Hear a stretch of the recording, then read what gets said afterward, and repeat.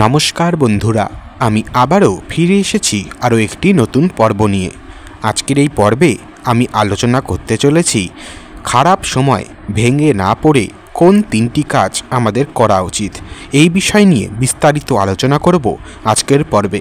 শুরু করার আগে বলে রাখি বন্ধুরা, চ্যানেলে এরকম ধরনের ভিডিও আরও দেওয়া রয়েছে, দেখে আসবেন। চ্যানেলটিকে অবশ্য করে সাবস্ক্রাইব করবেন। চলুন আর দেরি না করে শুরু করা যাক। দেখুন বন্ধুরা, শ্রী রামকৃষ্ণের দৃষ্টিকোণ থেকে খারাপ সময় ভেঙে না পড়ে তিনটি কাজের কথা আমরা বিস্তারিতভাবে আলোচনা করব। তার মধ্যে প্রথম কাজ হল ঈশ্বরের প্রতি বিশ্বাস, গভীর আস্থা স্থাপন। শ্রী রামকৃষ্ণ বলতেন, ঈশ্বরই একমাত্র আশ্রয়।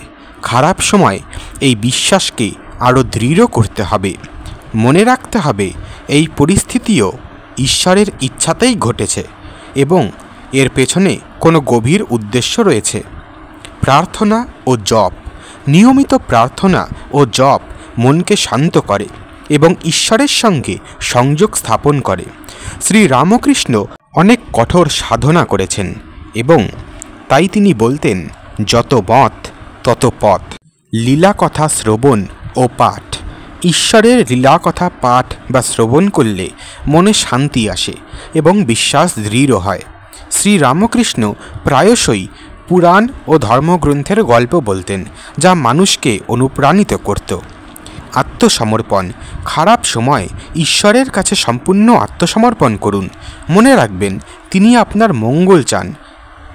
নিজের চিন্তাভাবনা ও উদ্বেগ তার চরণে সমর্পণ করুন। শুধু খারাপ সময়েই নয়, আপনার ভালো সময়েও তাকে স্মরণে রাখুন। উদাহরণ, শ্রী রামকৃষ্ণ মা কালীর প্রতি গভীর বিশ্বাস রাখতেন। তিনি বলতেন, মা আছেন, ভয় কি? এই বিশ্বাস তাকে কঠিন থেকে কঠোর সময়েও শান্ত থাকতে সাহায্য করত।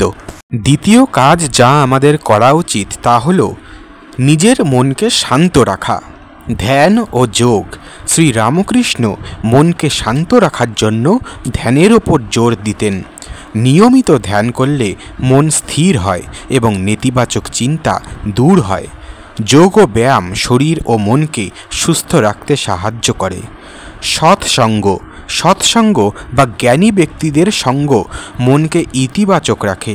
শ্রী রামকৃষ্ণ প্রায়শই ভক্তদের সঙ্গে আধ্যাত্মিক আলোচনা করতেন, যা তাদের মনকে শান্ত করত। প্রকৃতির সান্নিধ্য। প্রকৃতির সান্নিধ্য থাকলে মন শান্ত হয়। শ্রী রামকৃষ্ণ প্রায়শই দক্ষিণেশ্বরের বাগানে ঘুরে বেড়াতেন, যা তাকে শান্তি দিত। ইতিবাচক চিন্তা।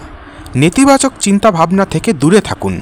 ইতিবাচক চিন্তা করুন এবং নিজের মনকে ভালো কাজে ব্যস্ত রাখুন। শ্রী রামকৃষ্ণ বলতেন, মন যা ভাবে তাই হয়। উদাহরণ, শ্রী রামকৃষ্ণ বলতেন, মন হলো এক পাগলা হাতি, তাকে বশে আনতে হবে।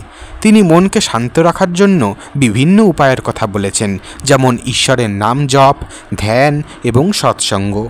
তৃতীয় কাজ যা আমাদের করতে হবে তা হলো কর্মে বিশ্বাস রাখা।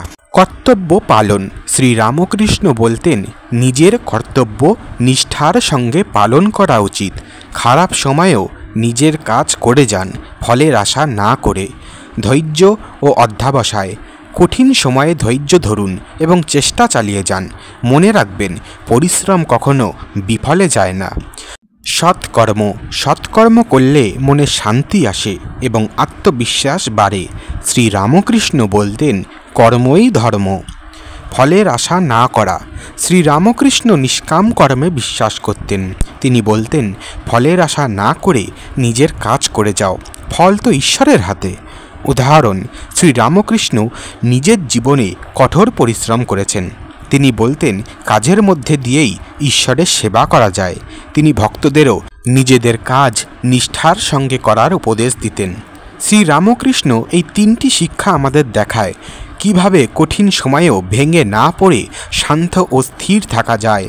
এই শিক্ষাগুলি অনুসরণ করলে আমরা জীবনের যে কোনো প্রতিকূল পরিস্থিতি মোকাবেলা করতে পারব।